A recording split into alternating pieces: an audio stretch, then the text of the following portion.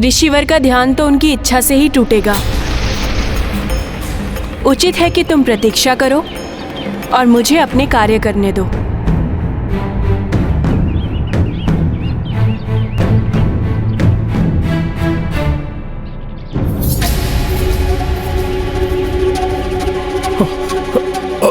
माता, माता, माता, माता, जल लाने में मैं आपकी सहायता करूं?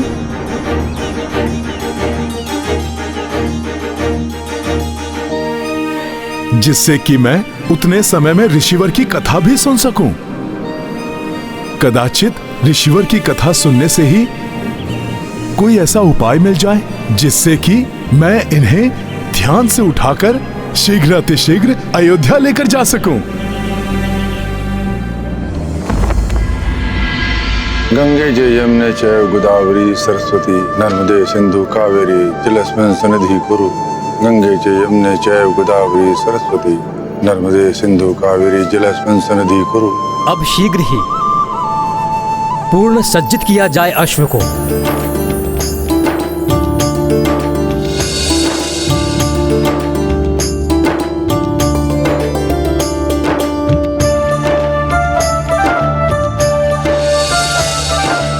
पुत्र राम, अब आपको सूर्यवंश के चिन्ह से अंकित जयपत्र को अश्व के मस्तक पर बांधना होगा।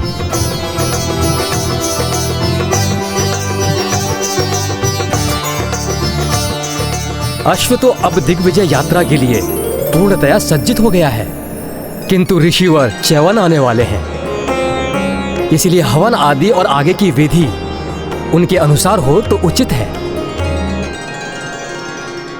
किंतु यदि हनुमान महर्षि च्यवन को मनाने में असफल रहे तो कहीं उनकी प्रतीक्षा करते करते शुभ मुहूर्त का समय ना निकल जाए। हमने सदैव हनुमान पर विश्वास किया है और उन्होंने सदैव हमारे विश्वास की लाज रखी है। हनुमान आज भी असफल नहीं होंगे।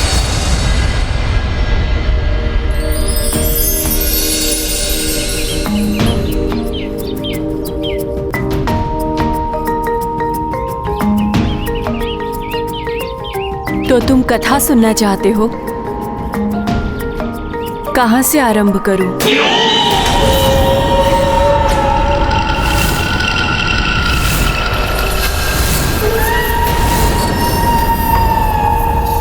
कोई और भी है यहाँ हमारे आसपास? कहीं राक्षस निकुंभ तो नहीं यहाँ पहुंच गया?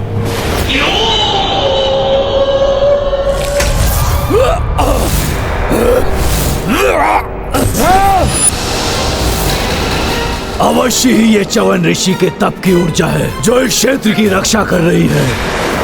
ऋषि, ऐसे ही नहीं जाने दूंगा मैं तुम्हें।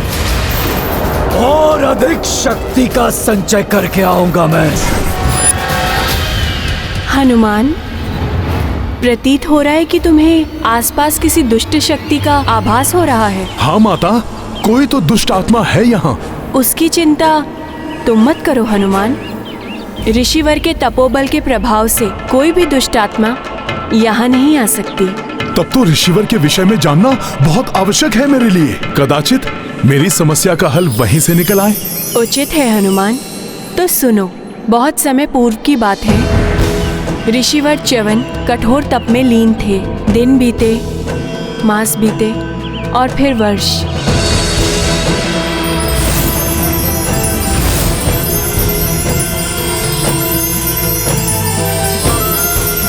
और इस प्रकार सहस्त्रों वर्ष उनका तप चलता रहा।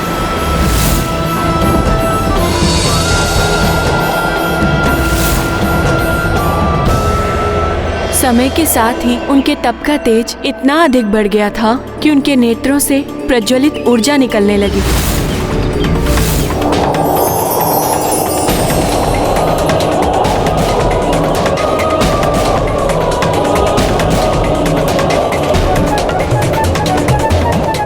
वो इतने गहन ध्यान में लीन हो गए कि दीमकों ने अपनी बांबियां उनके चारों ओर बना ली।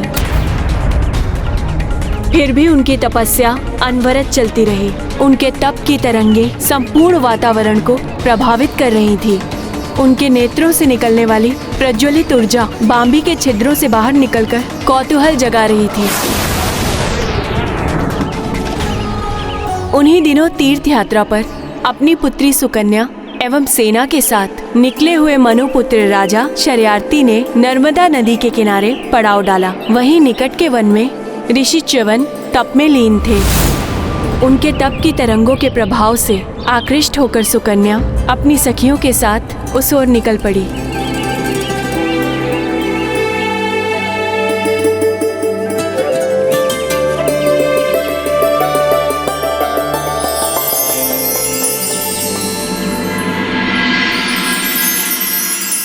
शीघ्र ही राजकुमारी सुकन्या च्यवन ऋषि की देह पर बनी हुई बाम्बियों के निकट पहुंच गई और उनके 2 छिद्रों से निकलते हुए प्रकाश को देखकर उसका कौतूहल और बढ़ गया।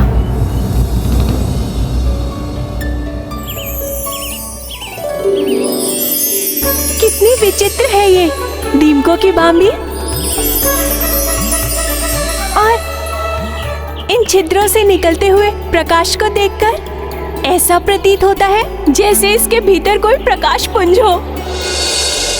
मैं देखती हूँ कि ये प्रकाश पुंज है क्या। सुकन्या को भय तो लग रहा था, किंतु कौतूहलवश उसने एक तीक्ष्ण तृण को उठाया और बाम्बी के निकट पहुंच गई। तीक्ष्ण तृण? ऐसा कौतूहल तो संकट का कारण बन सकता था माता। हाँ हनुमान, सत्य से अनभिज्ञ राजकुमारी सुकन्या ने कौतूहलवश उस तीक्ष्ण तृण को बाम्बी के छिद्र में घोंप दिया।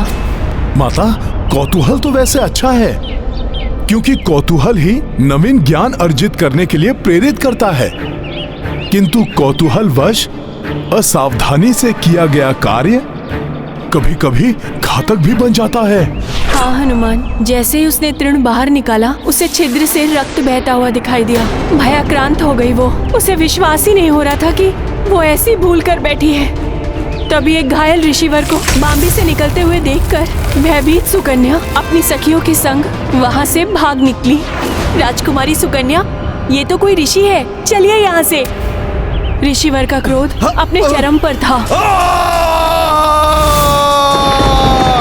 राजकुमारी सुकन्या, मेरी सहस्त्रों वर्षों की तपस्या भंग कर दी तुमने और ये संसार देखता रह गया। इस अपकृत्य का दंड तुम ही नहीं, समस्त सृष्टि भोगेगी। नष्ट कर दूंगा मैं सब कुछ, कोई नहीं बचेगा मेरे कोप से।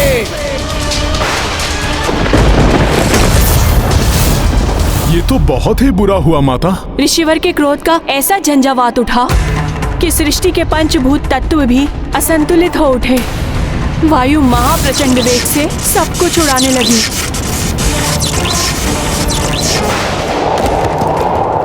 नदियों के जल ने भीषण रूप धारण कर लिया। स्वच्छ आकाश सहसा ही घने मेघों से छा गया। वेग की आंधियों ने श्वास लेना दुर्भर कर दिया था। अतः कोई गिरकर अचेत हो रहा था तो कोई प्रचंड वायु में उड़ रहा था। ये धूल भरी आंधी, सांस लेना भी कठिन हो रहा है। ऋषिवर के क्रोध से चारों ओर विनाश लीला आरंभ हो गई। सुकन्या ने अपने पिता से जाकर सब कुछ बता दिया। स्तब्ध रह गए थे महाराज शर्याती। वायु के थपेड़ों में धूल भरी आंधियों का सामना करते हुए वे किसी प्रकार ऋषिवर के पास जा पहुंचे।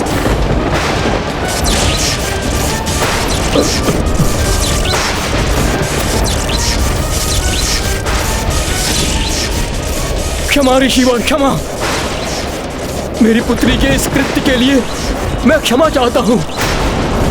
अपने इस कोप को शांत कर लीजिए ऋषिवर। प्रकृति असंतुलित हो चुकी है। शांत हो जाइए ऋषिवर, शांत हो जाइए। महाराज शर्याती की क्षमा याचना का ऋषि के कोप पर कोई प्रभाव नहीं पड़ा और उसे देखकर सुकन्या भी उनके चरणों में गिर पड़ी। सृष्टि में प्रलय की स्थिति उत्पन्न हो रही है ऋषिवर। भूलवश हुए अपराध का इतना बड़ा दंड मत दीजिए सृष्टि को।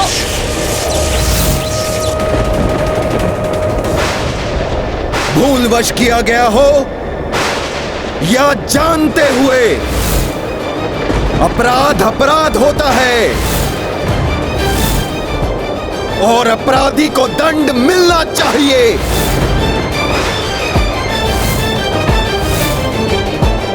तो मुझे दंड दीजिए, अपराध मुझसे हुआ है और मैं इसके प्रायश्चित के लिए प्रस्तुत हूँ ऋषिवर। तुम करोगी प्रायश्चित? मेरे जीवन भर की तपस्या को भंग किया तुमने, तो आजीवन मेरी सेवा करने का प्रण लो, विवाह करो मुझसे।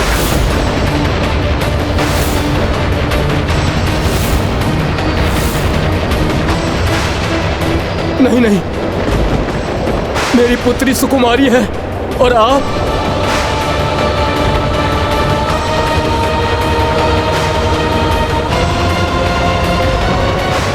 स्वीकार है मुझे, विवाह करूंगी मैं आपसे। सदैव आपकी सेवा का प्रण लेती हूं मैं, किंतु ये विनाश लीला अब रोक लीजिए।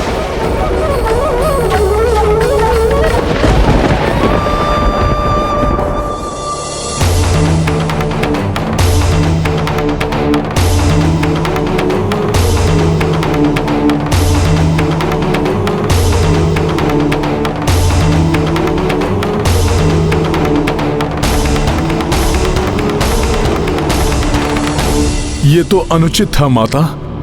फिर क्या हुआ? विवाह हुआ या नहीं?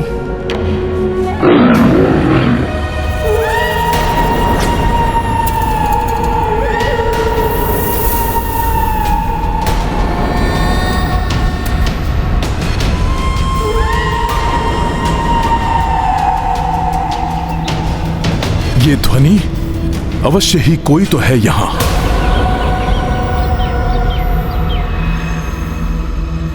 विवाह हुआ हनुमान। सुकन्या अपने पति को इष्ट देव मानकर दिन रात उनकी सेवा में जुट गई।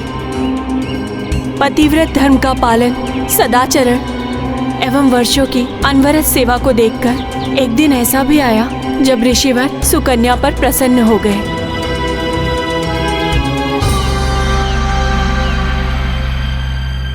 सुकन्या, तुमने श्रेष्ठ धर्म पालन एवं निस्वार्थ सेवा से मुझे प्रसन्न कर दिया, किंतु मुझे दुख है,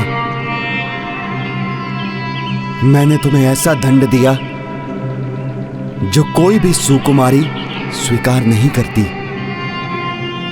तुम सुंदर तरुणी और मैं एक नेत्र वाला कृशकाय वृद्ध। किसी प्रकार मेरा नेत्र मुझे वापस मिल जाता, मेरी युवा अवस्था लौट आती, तो मैं तुम्हें वो सुख दे पाता जो तुमने मुझे अपनी सेवा से दिया है। ऐसा संभव है ऋषिवर? प्रणाम ऋषिवर। प्रणाम माते। आप? मैं अश्विनी कुमार हूं ऋषिवर, पिताश्री सूर्यदेव और माता प्रभा का पुत्र। चिकित्सा विज्ञान एवं औषधीय शास्त्र से परिपूर्ण आयुर्वेद का विशेषज्ञ हूं मैं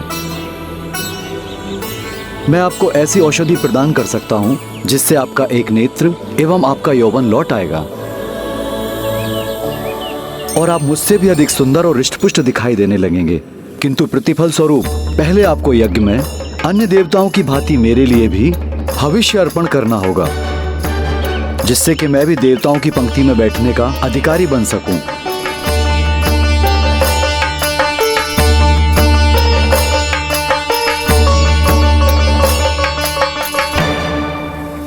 अवश्य ही ये देवी सुकन्या के श्रेष्ठ धर्म पालन एवं ऋषिवर के तपोबल का परिणाम था, जो अश्विनी कुमार स्वतः ही उनकी सहायता के लिए प्रेरित हुए।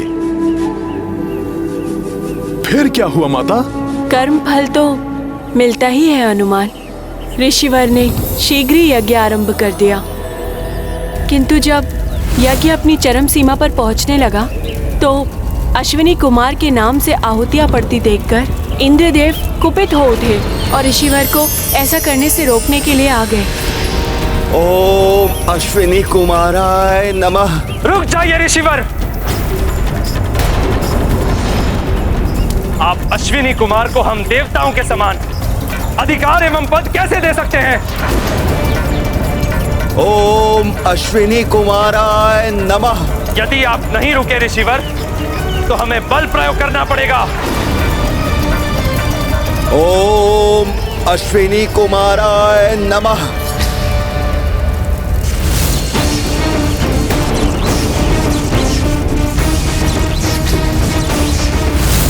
ओम अश्विनी कुमाराय नमः। आप ऐसे नहीं रुकेंगे ऋषिवर।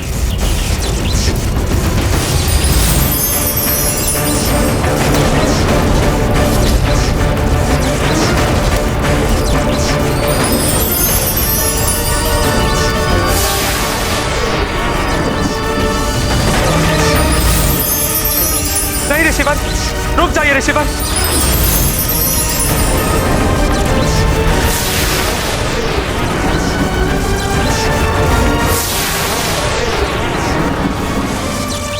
क्षमा ऋषिवर च्यवन, क्षमा। रोक लीजिए अपने कोप को। मैं वचन देता हूं कि आपकी इच्छा अनुसार अब से अश्विनी कुमार को हम देवताओं के समान ही वे सम्मान और भविष्य के अधिकारी होंगे।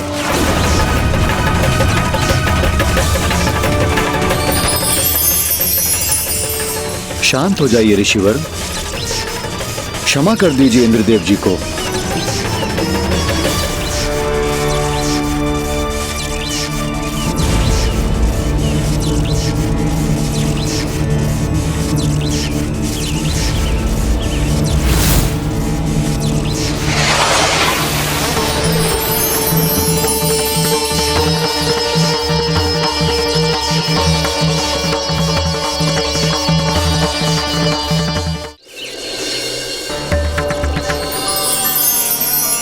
आपने मुझे देवताओं के समान अधिकार दिलाए। आपको धन्यवाद ऋषिवर। अब आप ये औषधि स्वीकार कीजिए। इसके सेवन से आपकी दृष्टि लौट आएगी और आप पुनः युवावस्था को प्राप्त हो जाएंगे।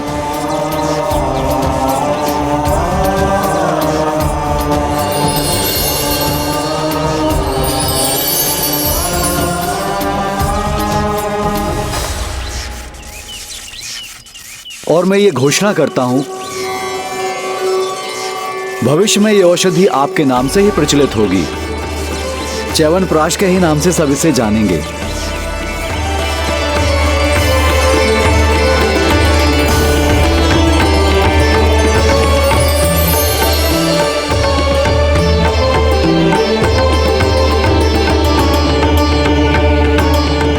तत्पश्चात उस औषधि के प्रभाव से ऋषिवर के नेत्र वापस आ गए और ऋषिवर एवं सुकन्या दोनों का यौवन पुनः वापस आ गया।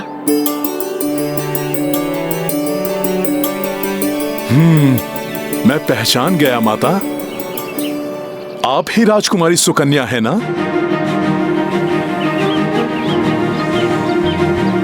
माता, आप दोनों की कथा से मुझे इतना तो ज्ञात हो गया है कि ऋषिवर मात्र शीघ्र कुपित ही नहीं होते, अपितु वो भावुक भी हैं, न्याय भी करते हैं। हो सकता है इन्हीं सब के मध्य से ऋषिवर को ध्यान से जागृत करने का कोई उपाय निकल आए। हाँ हनुमान, लक्ष्य को ध्यान में रखकर निरंतर आगे बढ़ने वाला ही लक्ष्य को प्राप्त कर सकता है।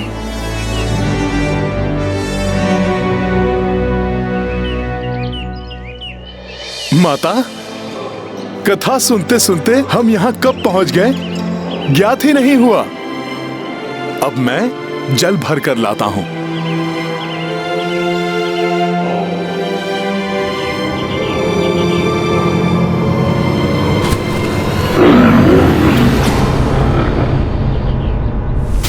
कहीं कोई दिखाई नहीं दे रहा है। कदाचित कोई वन्य जीव हो।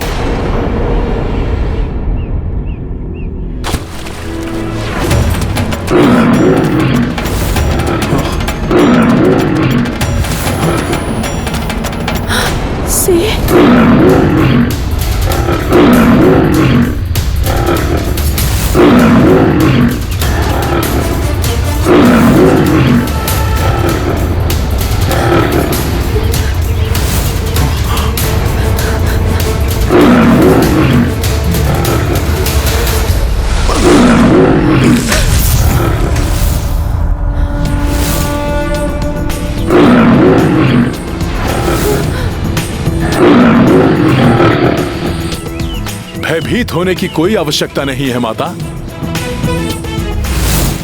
मैं संभाल लूंगा सिंह को। रुक जाओ हनुमान। जीव हिंसा ऋषिवर के सिद्धांतों के विपरीत है, विशेष रूप से वन जीवों की। हिंसा के वो पूर्णतः विरुद्ध है, इसलिए तुम इस सिंह को आहत मत करना। ये स्त्री मेरा आहार है वानर, इसलिए मेरे मार्ग से हट जाओ। मैं बहुत भूखा हूँ। ऋषिवर च्यवन के सिद्धांतों के अनुसार मैं तुम्हें आहत नहीं करूंगा वनराज, किंतु तुम्हें माता को भी आहत नहीं करने दे सकता।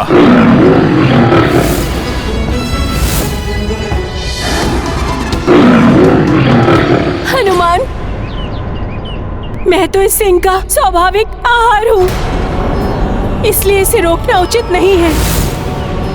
और यदि मेरी देह से किसी जीव की क्षुधा शांत होती है तो ये मेरा सौभाग्य ही होगा। यदि तुमने माता को आहार बना लिया तो ऋषिवर च्यवन की रक्षा कौन करेगा? उन्हीं के सिद्धांतों के कारण तुम सब वन्य जीव इस वन में सुरक्षित रहते हो, इसलिए उचित होगा कि तुम लौट जाओ। वानर, ये तो विधि का विधान है कि हम सिंह किसी को भी अपना आहार बना सकते हैं। यदि तुम इस स्त्री को बचाना चाहते हो तो उसके स्थान पर तुम्हें मेरा आहार बनना स्वीकार करना होगा। ये तो सत्य ही है कि ईश्वर ने सिंह को आखेट करके ही उदर पोषण का अधिकार दिया है। क्या सोच रहे हो वानर? मेरा आहार बनो, अन्यथा मेरे मार्ग से हट जाओ। ये तो विचित्र दुविधा उत्पन्न हो गई है। यदि मैं स्वयं को प्रस्तुत करूं तो प्रभु का कार्य अपूर्ण रह जाएगा, और यदि मैंने सिंह का प्रस्ताव स्वीकार नहीं किया तो माता की रक्षा नहीं हो पाएगी। विकट परिस्थिति किसी भी व्यक्ति के जीवन में आ सकती है, किंतु ऐसे में उसे विवेक नहीं खोना चाहिए।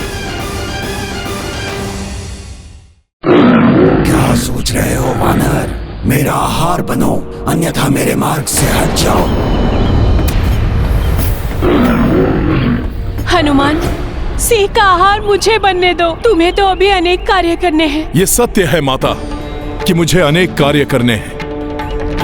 प्रभु श्री राम के सुख में राज्य को स्थापित होते हुए भी देखना है, किंतु इन परिस्थितियों में मेरा कर्तव्य ये कह रहा है कि मुझे अपने जीवन की बलि दे देनी चाहिए।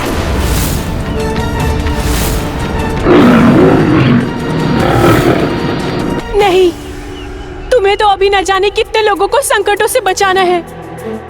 संकट मोचन हो तो। क्षमा करें माता, आपको भी तो संकट से बचाना है मुझे। आप बस मेरा इतना ही कार्य कर दीजिएगा। जब ऋषिवर ध्यान से उठें, उन्हें शीघ्र अतिशीघ्र अयोध्या पहुंचने के लिए कह दीजिएगा। कहीं प्रभु श्री राम का कार्य मध्य में ही ना रुक जाए।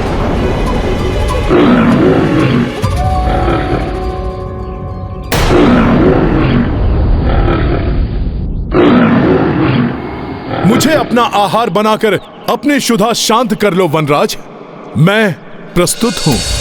सुकन्या के जीवन लाए, पवन तनय सिंह सम्मुख आए। स्वप्राणा भी तनिक न मोहि, संकट मोचन समना कोई। महाबली हनुमत की रुचि नाम भगत। जय जय जय रघुनंदन राम, जय जय जय महाबली हनुमान।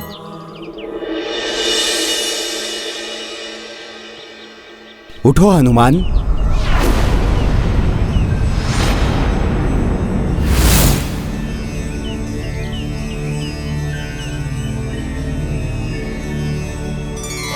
तुम्हारी परीक्षा लेने हेतु मैंने ही सिंह का रूप धरा था। हनुमान, मैं तुम्हारी धर्मपरायणता और परमार्थ के प्रति निष्ठा देखकर अत्यंत प्रसन्न हुआ। प्रणाम ऋषिवर। कल्याण हो हनुमान। कहो, क्या इच्छा है तुम्हारी? क्या वरदान दूं मैं तुम्हें? मेरे लिए तो यही सबसे बड़ा वरदान होगा ऋषिवर कि आप मेरे साथ अयोध्या चलें और प्रभु श्री राम के अश्वमेध यज्ञ में आप भाग लें। स्वयं प्रभु श्री राम ने मुझे यहां आपको लाने भेजा है। स्वयं प्रभु श्री राम ने अपने इस तुच्छ भक्त को बुलाया है। अब ये भक्त प्रभु श्री राम के आदेश का पालन करने में एक क्षण का भी विलंब नहीं करेगा। प्रभु श्री राम ने अपनी अयोध्या नगरी में अपने भक्त को बुलाकर उसका जीवन धन्य कर दिया है। मैं आ रहा हूं प्रभु श्री राम, मैं आ रहा हूं। अद्भुत है ऋषि च्यवन की भक्ति, विलक्षण है इनका प्रभु प्रेम।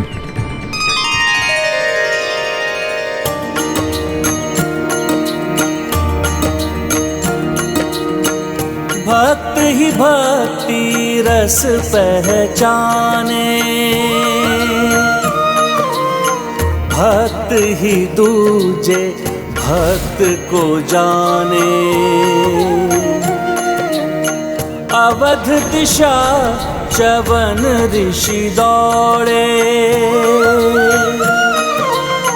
कंटक पत्थर कोई न रोके। सिया राम जय हनुमान। देख कपि भावुक हो आई, ऋषि प्रतिपग प्रहस्त उठाई। जय जय अवधपति श्री राम, जय च्यवन ऋषि जय हनुमान। सिया राम जय हनुमान। ये गाथा महाबली हनुमत की, रुचिकर लीला राम भगत की। जय जय जय रघुनंदन राम, जय जय जय महाबली हनुमान।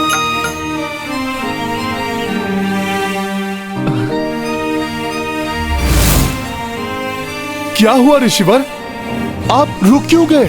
तुम क्लांत हो गए हनुमान। कब तक इस प्रकार मेरे पांव के नीचे अपने हाथ रखकर मुझे कष्ट पहुंचने से सुरक्षित रखोगे?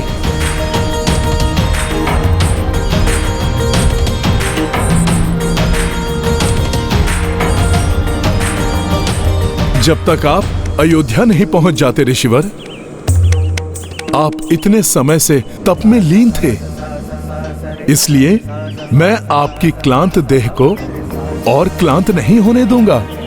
अब चिंता ना करिए, प्रभु कृपा से मुझे कुछ नहीं होगा। तुम धन्य हो हनुमान, धन्य हो। तुम अभी भी अपनी नहीं, मात्र मेरी चिंता कर रहे हो। परमार्थ का ऐसा परम भाव मैंने किसी और में नहीं देखा। हे ऋषिवर, ये परमार्थ नहीं,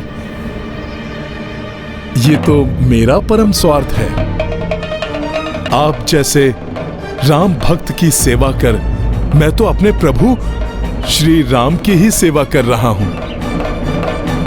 इसलिए यदि आपको आपत्ति ना हो तो आप मेरे हाथ पर विश्राम करते करते चलिए। मैं आपको समय पर अयोध्या पहुंचा दूंगा। उचित है हनुमान, किंतु स्मरण रहे, मार्ग में मेरे विश्राम में कोई बाधा नहीं आनी चाहिए।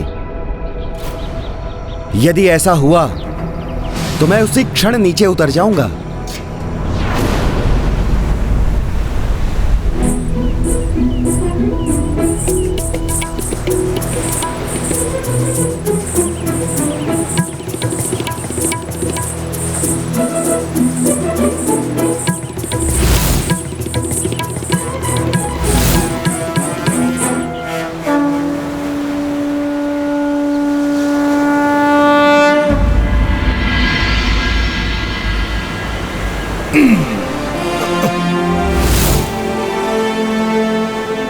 यदि उड़कर गया तो कहीं विश्राम करते हुए निद्रा में ऋषिवर की पकड़ ढीली पड़ गई तो वो गिर सकते हैं। इसलिए मुझे चलकर ही जाना चाहिए। जय श्री राम।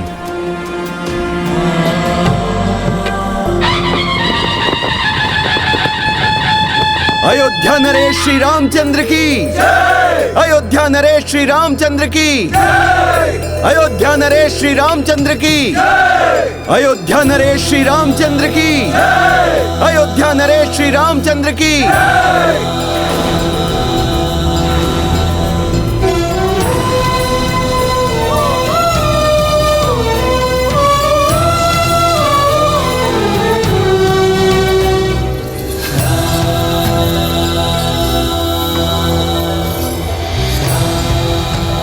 दूर दूर से अनेकों ऋषि मुनि, राजा महाराजा एवं अन्य अतिथि पधार चुके हैं। मुझे विश्वास है शीघ्र ही ऋषि च्यवन को लेकर हनुमान भी आ जाएंगे।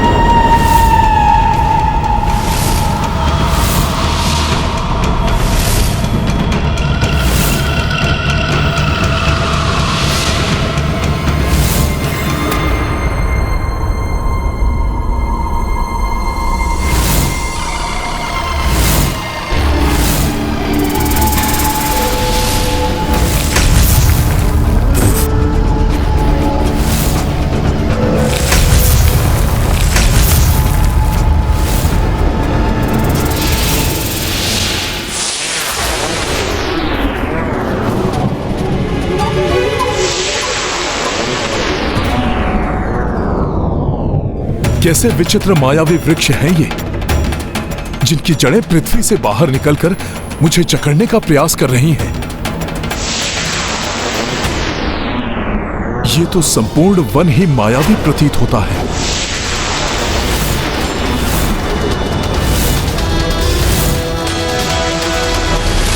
इस प्रकार तो ऋषिवर की निद्रा भंग हो सकती है। फिर उनका क्रोध जागृत हुआ तो अनर्थ हो जाएगा। मार्ग में मेरे विश्राम में कोई बाधा नहीं आनी चाहिए।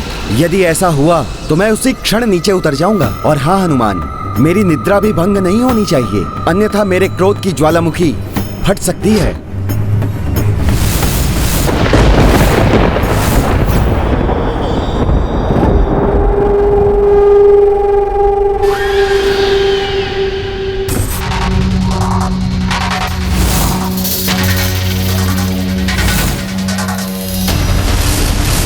ये तो विकट स्थिति उत्पन्न हो गई।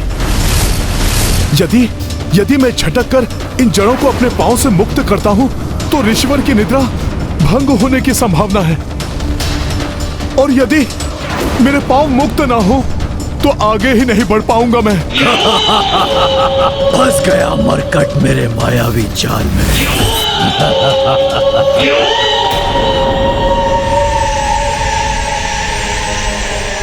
अब ये लताएं भी बांध रही हैं मुझे। शीघ्र ही मुझे इस संकट निवारण का कोई उपाय सोचना होगा।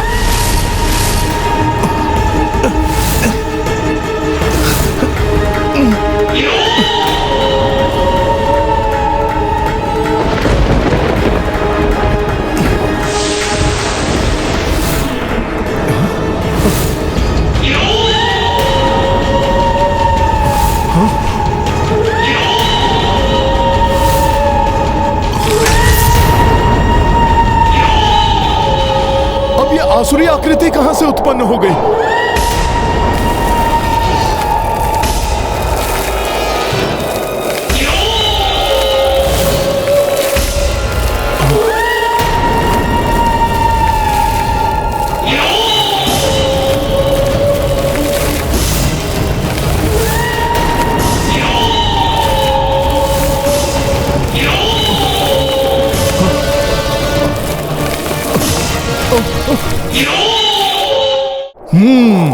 समझ गया, ये कोई आसुरी चाल है। ऋषिवर के विश्राम को भंग कर उनके कोप को जागृत करने की। जिससे कि वो मुझे ही दंड दे दे और मैं उन्हें अयोध्या तक न ले जा सकूं। किंतु मैं ऐसा कदापि नहीं होने दूंगा।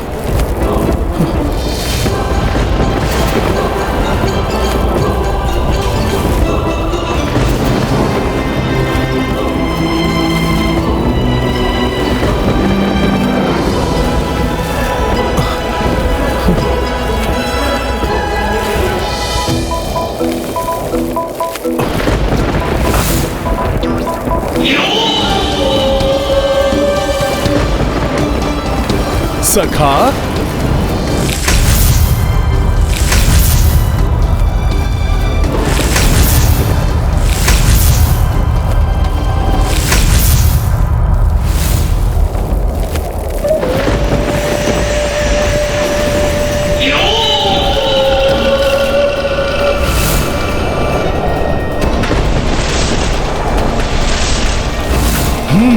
तो ये उपाय है इस दुष्ट के मुख को बंद करने का।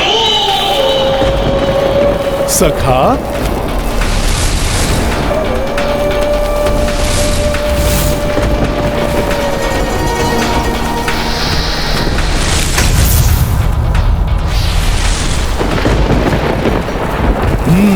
इस आसुरी मुखाकृति से तो छुटकारा प्राप्त हुआ।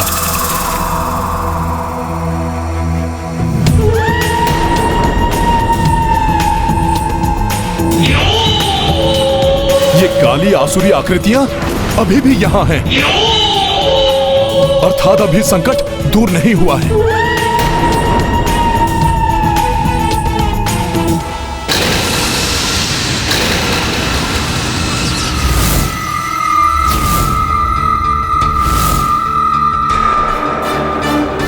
ऋषिवर को आहत नहीं होने दूंगा मैं। सखा,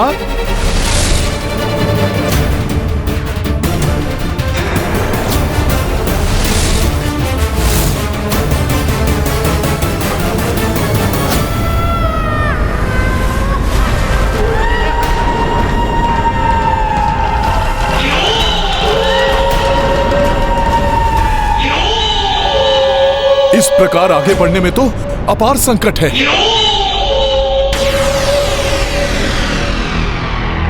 ऋषिवर के प्राण सुरक्षित नहीं है, इसलिए उनकी निद्रा और विश्राम भंग हुए बिना सर्वप्रथम मुझे इन मायावी वृक्ष रूपी संकटों से मुक्ति पानी चाहिए।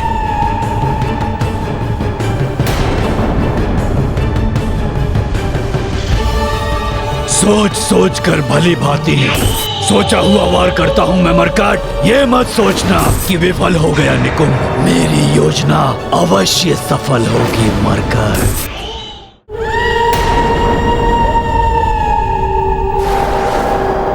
तो दुष्ट निकुंभ अभी भी अश्वमेध यज्ञ में व्यवधान उत्पन्न करने का प्रयत्न कर रहा है।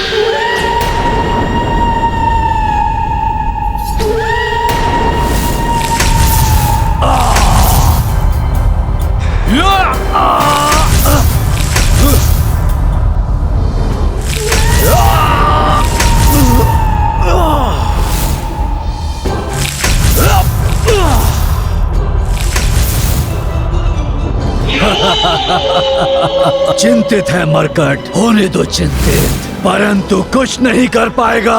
मेरी माया से बच नहीं सकेगा वो। सर्वप्रथम ऋषिवर के विश्राम की उचित व्यवस्था करता हूं, उसके उपरांत ही इन असुरों को मार्ग से हटाऊंगा मैं। सखा,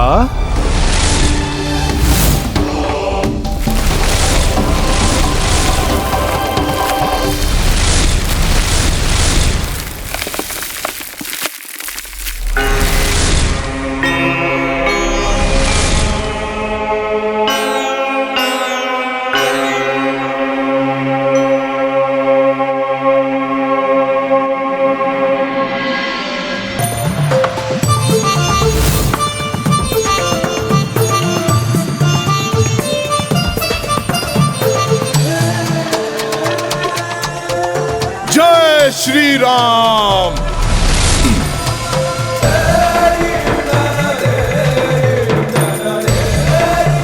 क्षमा कीजिए ऋषिवर, उन दुष्ट असुरों के कारण मुझे अपने हाथ से उतारना पड़ा आपको, परंतु यहां आपकी निद्रा भंग नहीं होगी। प्रभु श्री राम की, प्रभु श्री राम की। अयोध्या नरेश प्रभु श्री राम को हम ऋषिगणों का प्रणाम। प्रणाम गुरुदेव। प्रभु, हम सब भी आपके इस महायज्ञ में सम्मिलित होने आए हैं। राम राज्य की स्थापना के लिए की जाने वाली इस अश्वमेध यज्ञ का साक्षी बनना हमारा परम सौभाग्य होगा। स्वागत है। धन्यवाद प्रभु। अब इन दुष्ट असुरों के आक्रमण करते ही इन्हें नष्ट कर दूंगा मैं।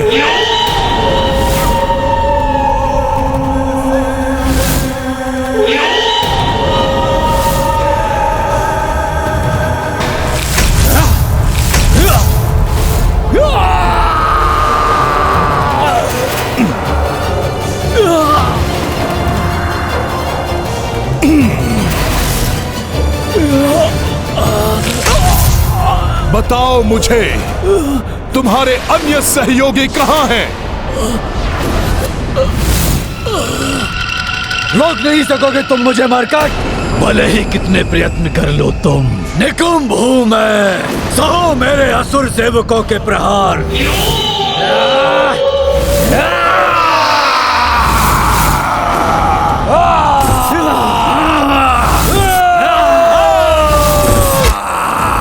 तो ये संपूर्ण सेना है यहां।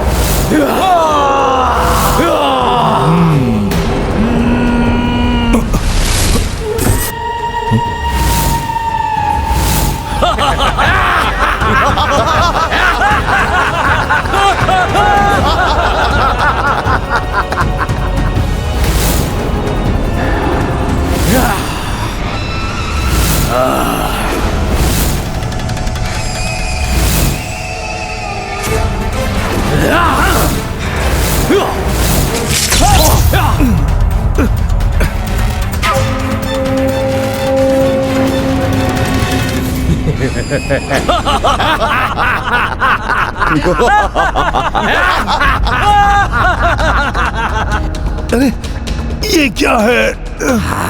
मेरी दृष्टि बाधित कर दी इन मायावी कड़ों ने।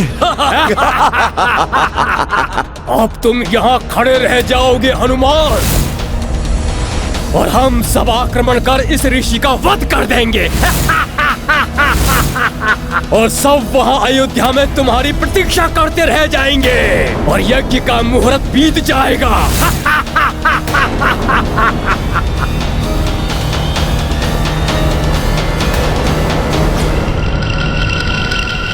यज्ञ के लिए अश्व विधिवत रूप से तैयार है। अन्य सभी प्रबंध हो चुके हैं, किंतु हमारे पास समय शेष नहीं है।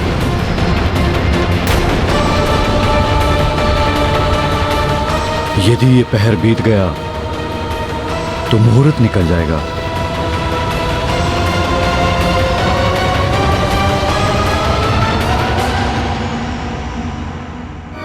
कहाँ है हनुमान?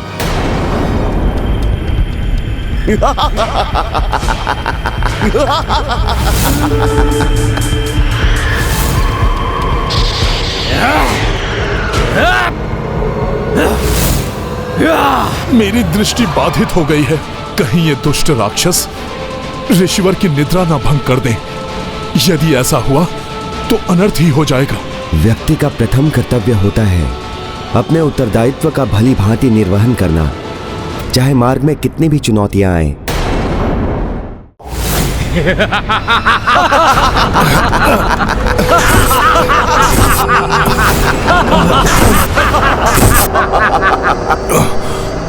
गिरा दूंगा इन दुष्ट असुरों को।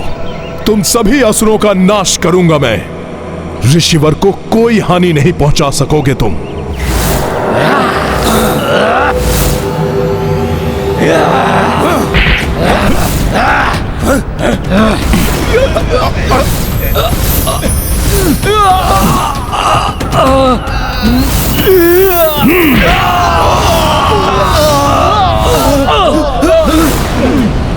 इसकी दृष्टि बाधित होने के पश्चात भी ये वानर हम पर भारी पड़ रहा है।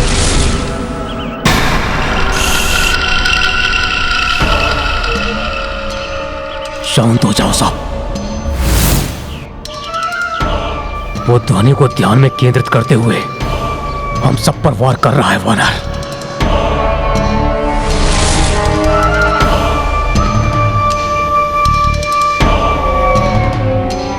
चलो चलो शीघ्र अपना कार्य पूर्ण करते हैं। अब हम निद्रा में मग्न च्यवन ऋषि को सदा के लिए चिर निद्रा में पहुंचा देंगे। हनुमान, तुम यहीं खड़े रह जाओगे। चलो।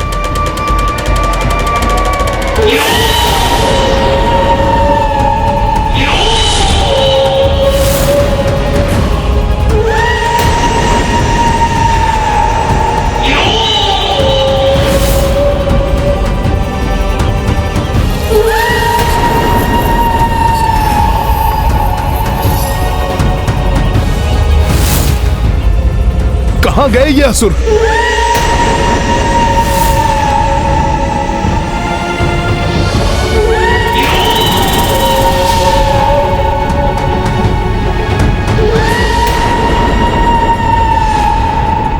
ये असुर तो ऋषिवर च्यवन की ओर बढ़ रहे हैं। कहीं इन राक्षसों ने उन्हें निद्रा से जगा दिया तो अनर्थ हो जाएगा। मेरी निद्रा भी भंग नहीं होनी चाहिए, अन्यथा मेरे क्रोध की ज्वालामुखी फट सकती है। मैं अभी इन्हें रोकता हूं। ज्ञान गुण सागर जय नबी सतिगुलोक उजागर जय ज्ञान गुण सागर जय नबी सतिगुलोक उजागर दूत अतुलित बल धामा पुत्र पवन सुतनामा महावीर विक्रम बजरंगी कुमति निवार सुमति के संग जय हनुमान ज्ञान गुण सागर जय नबी सतिगुलोक उजागर ज्ञान गुण सागर जय नबी सतिगुलोक उजागर जय विराज सुबेसा कुंडल कुंचित केसा वज्र और ध्वजा विराजय कांधे मूंज जनेऊ साजय जय रुक जाओ दुष्ट!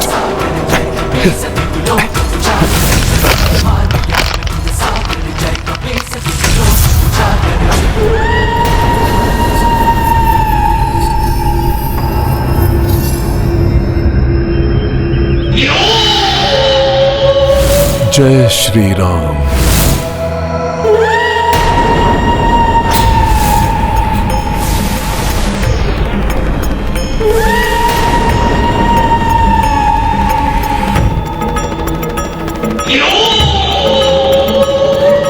बचकर नहीं जा सकोगे दुष्ट!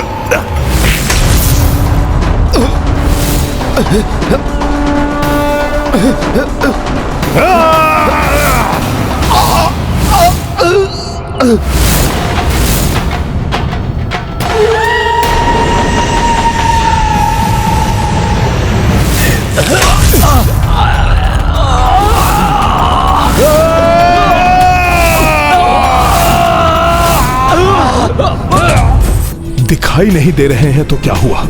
उनके स्वर को ही सुनकर उन पर वार करूंगा।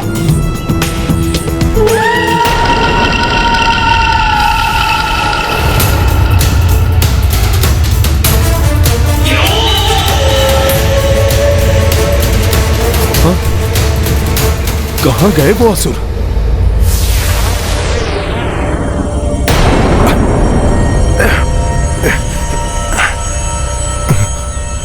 अभी भी मैं स्पष्ट नहीं देख पा रहा हूं, इसलिए इतना विलंब हो रहा है, अन्यथा इन असुरों को तो कब का निपटा चुका होता।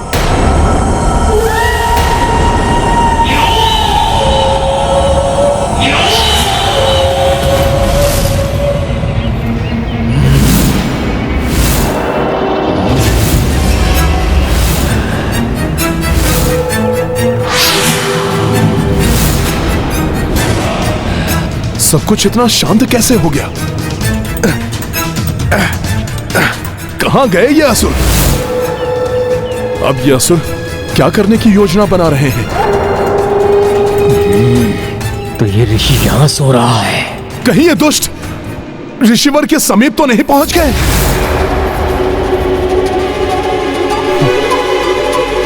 जय श्री राम।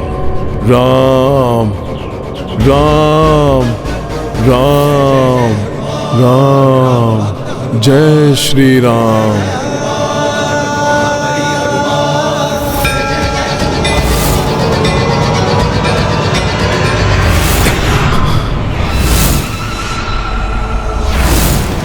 तुम इस बार असफल हो जाओगे हनुमान, और हमारी विजय होगी।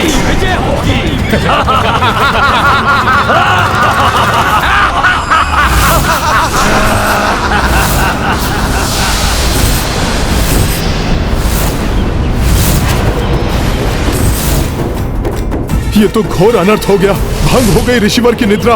अब उनका क्रोध मात्र इन राक्षसों पर ही नहीं, मुझ पर भी बरसेगा।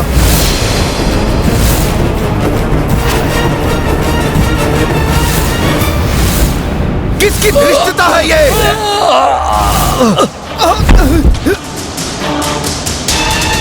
मुझे निद्रा से उठाने का दुस्साहस किसने किया? ऋषि वशिष्ठ ने सत्य कहा था। ऋषिवर का क्रोध तो अत्यंत विनाशकारी हो सकता है। ज्ञात नहीं अब क्या होगा।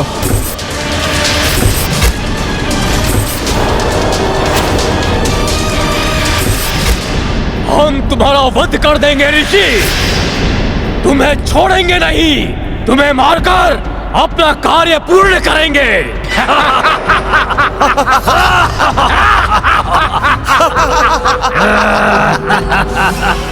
नहीं, मैं अभी रोकता हूं इन्हें।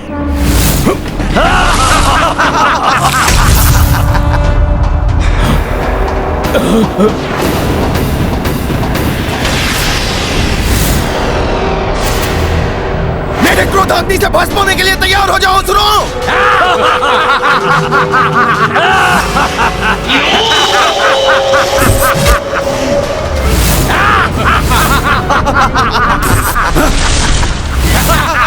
ये जल फेंक रहे हैं हम पर। ये जल हमें कुछ नहीं हुआ।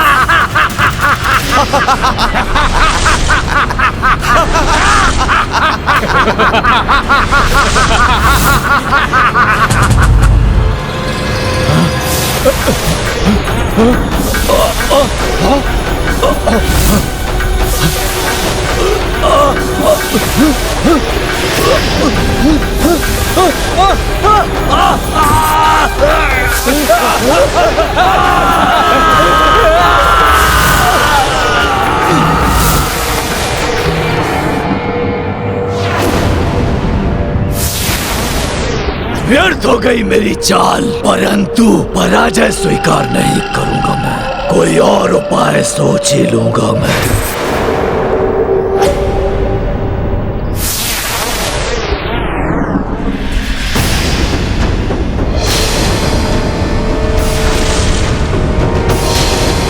मेरी निद्रा भी भंग नहीं होनी चाहिए, अन्यथा मेरे क्रोध की ज्वालामुखी फट सकती है। प्रारंभ में ही ऋषिवर च्यवन ने कहा था उनकी निद्रा भंग नहीं होनी चाहिए। अब ज्ञात नहीं वो हनुमान को क्या दंड देंगे। हे ऋषिवर, मैं आपकी निद्रा भंग होने से नहीं रोक सका, इसलिए आप मुझे जो भी श्राप या दंड देंगे मुझे स्वीकार है। हाँ हनुमान, मेरी निद्रा टूटने से रोकने में असफल रहे हो तुम।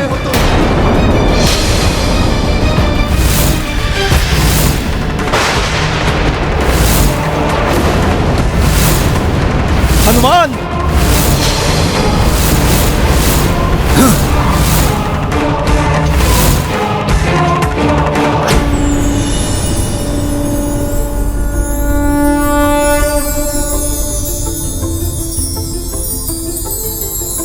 ये पुष्पों की वर्षा।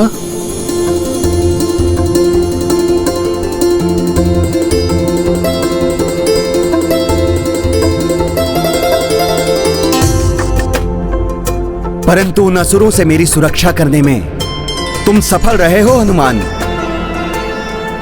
और मेरी निद्रा टूटने से रोकने का भी तुमने अथक प्रयास किया है। और मुझे यह भी ज्ञात है हनुमान कि यदि मैं निद्रा से जागता नहीं तब भी तुम मुझे कोई क्षति नहीं पहुंचने देते।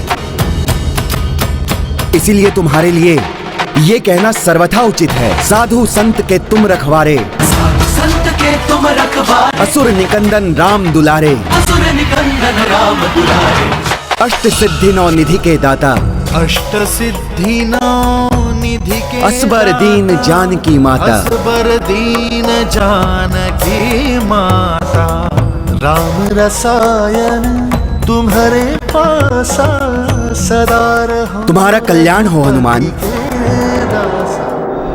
असफल हो गया निकुंभ, पुनः असफल हो गया। प्रत्यक्ष आक्रमण का वही हुआ परिणाम। इस बार ऐसा प्रहार करूंगा मैं कि मरकट भी नहीं रोक पाएगा, नहीं रोक पाएगा। भैया, सभी अतिथि पधार चुके हैं, सारे प्रबंध भी हो चुके हैं। अब बस हनुमान के आने की प्रतीक्षा है।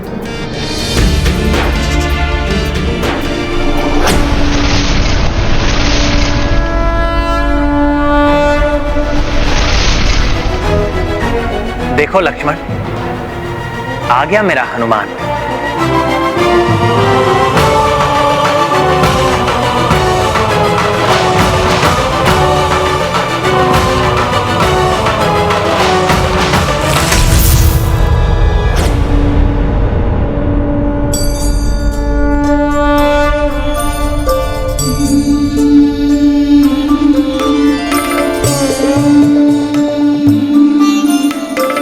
प्रणाम ऋषिवर।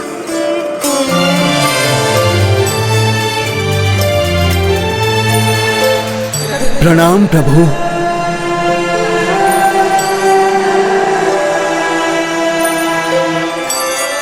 ऋषिवर, आपके दर्शन पाकर हम धन्य हुए। हाँ ऋषिवर, विश्वास नहीं हो रहा आपको साक्षात देखकर। पुत्र राम ने जब हनुमान को आपको यहाँ लाने के लिए भेजा तो आपका यहाँ समय पर आ पाना लगभग असंभव प्रतीत हो रहा था, किंतु आपको देखकर हार्दिक प्रसन्नता हो रही है ऋषिवर। सब पर राम तपस्वी राजा, तपस्वी राजा तिनके काज सकल तुम साजा, राम तपस्वी राजा तिनके काज सकल तुम साजा। और मनोरथ जो कोई लावे, सोई अमित जीवन फल पावे। और मनोरथ जो कोई लावे सोई। जैसे प्रभु श्री राम सबसे तपस्वी राजा हैं, वैसे ही हनुमान उनके परम भक्त हैं, जो समस्त राम काज सफलता पूर्वक पूर्ण करते हैं। जुग प्रताप तुम्हारा, सिद्ध जगत उजियारा। मुझे लाने गए हनुमान रिक्त हाथ कहाँ लौटने वाले थे। हनुमान ज्ञान गुण सागर, जय कपीसति कुलोक उजागर। जय हनुमान ज्ञान गुण सागर, जय कपीसति कुलोक उजागर।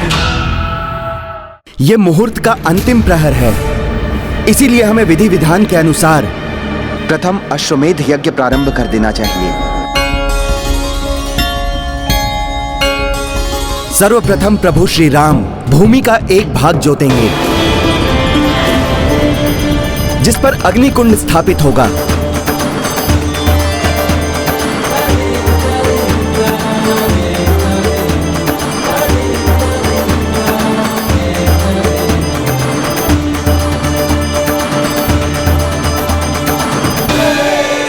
तथा उसके पश्चात पुरोहित रूप में महर्षि वशिष्ठ विधिवत पूजा के साथ यज्ञ आरंभ करवाएंगे।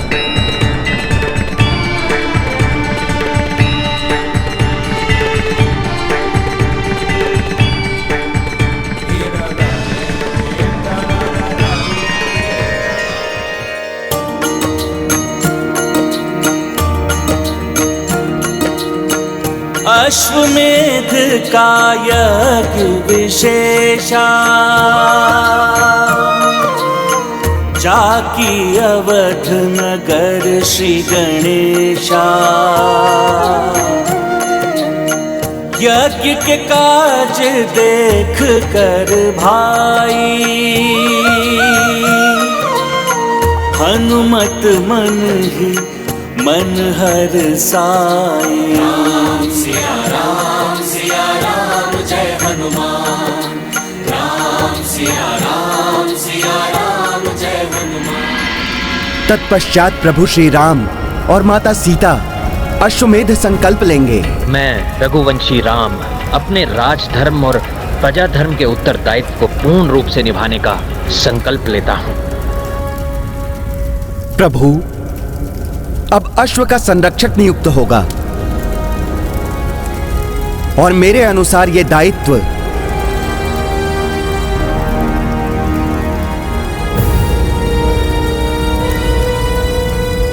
दिया जाना चाहिए राजकुमार शत्रुघ्न को।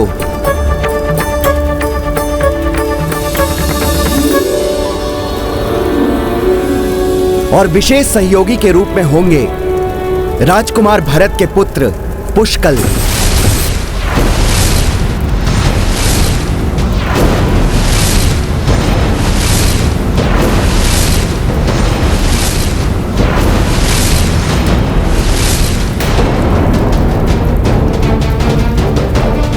हे ऋषिवर, पुष्कल मात्र एक बालक है।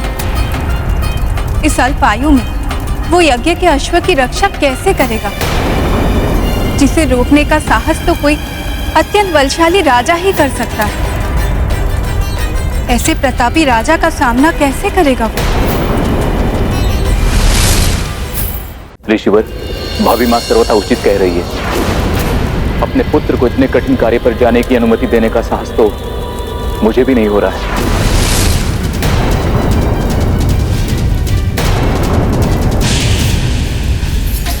ऋषिवर के आदेश का खंडन कहीं उनके क्रोध को न जागृत कर दे। राजकुमार भरत,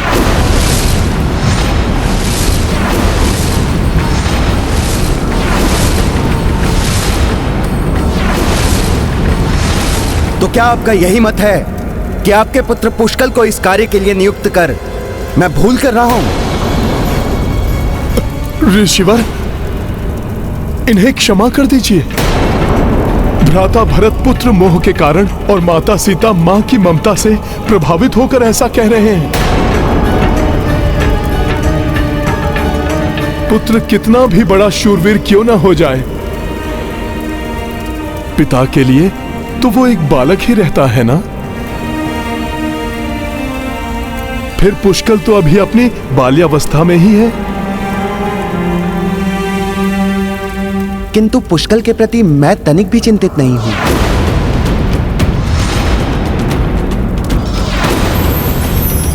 भैया भरत नंदीग्राम में थे और माता सीता भी यहां नहीं थी जब पुष्कल बड़ा हो रहा था। इसलिए पुष्कल में इन्हें एक बालक ही दिखाई देता है।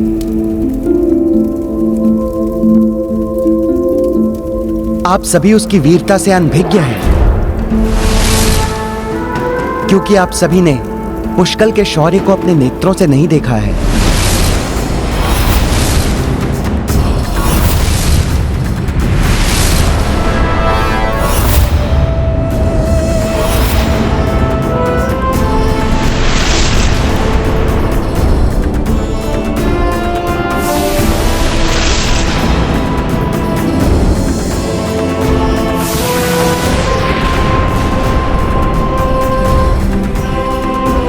कुछ ही माह पूर्व पुष्कल अयोध्या के निकट एक वन में आखेट के लिए गया। अकस्मात उसे अनेकों सैनिकों के पदचाप सुनाई दिए। वो चकित और चिंतित होकर उस ध्वनि के स्रोत का निरीक्षण करने के लिए निकल पड़ा।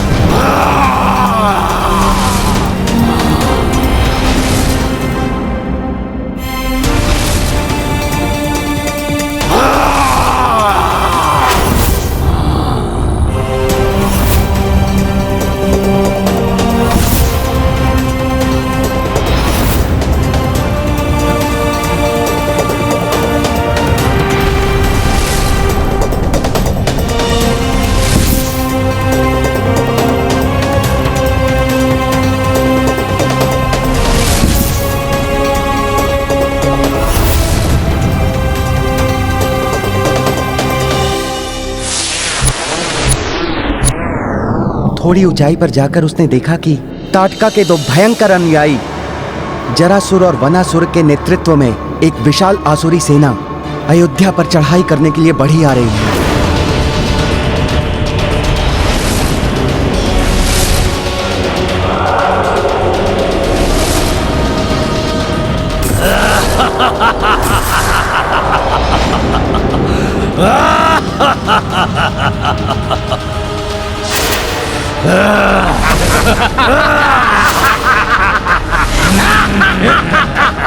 ये बालक हमारे मार्ग में।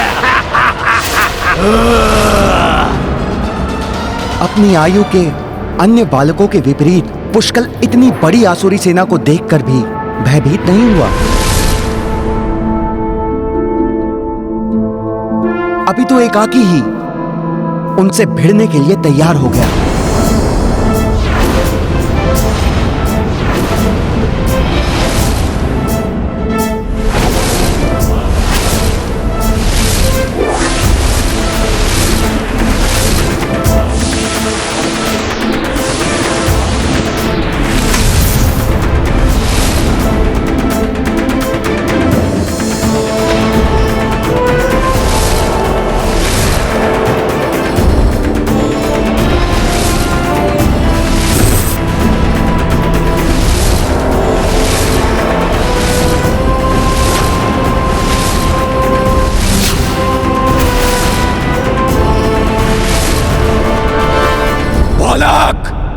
क्यों अपनी मृत्यु को चुनौती दे रहे हो?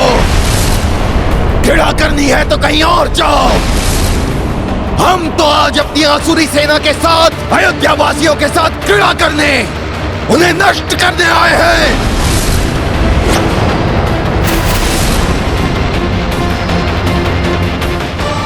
वाह, रघुकुल के एक और वंशज से भेंट करने का शुभ समय आने वाला है।